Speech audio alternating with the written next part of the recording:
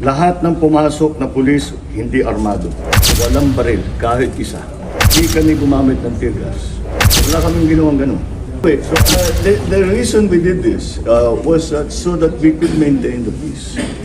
The only way to maintain the peace is to make sure that the area is safe and is secure.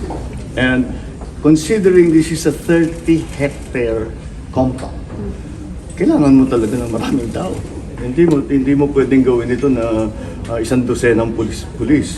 Para hindi na bale yung mga lumalaban o yung mga nag-resist, nanghaharang, hindi na bale muna yun.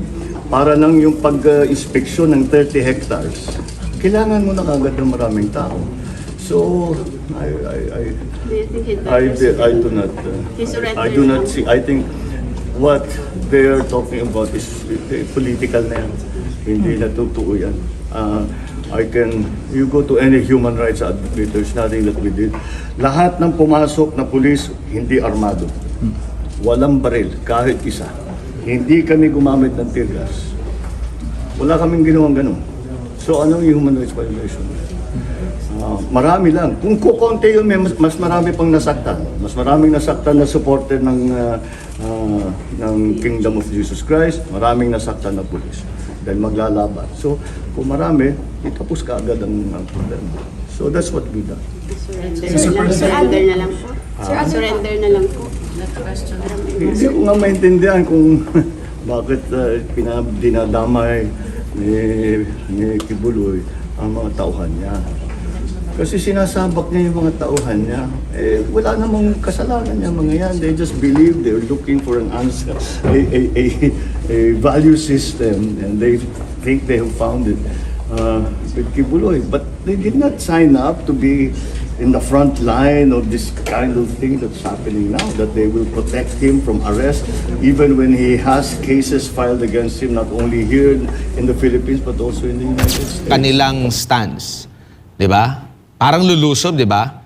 Di ba? Assault. Oo, parang mag-a-assault na sila. Naka-assault formation sila. Naka-CQB, close quarter battle Tingnan formation. mo. Yes. So ano yan? Sa ano ba yan? TV show na ano?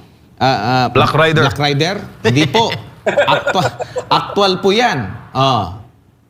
Ayan, Marcos Jr. Ganyan po ang walang baril. Tingnan nyo. Di ba? Tingnan nyo yung ano.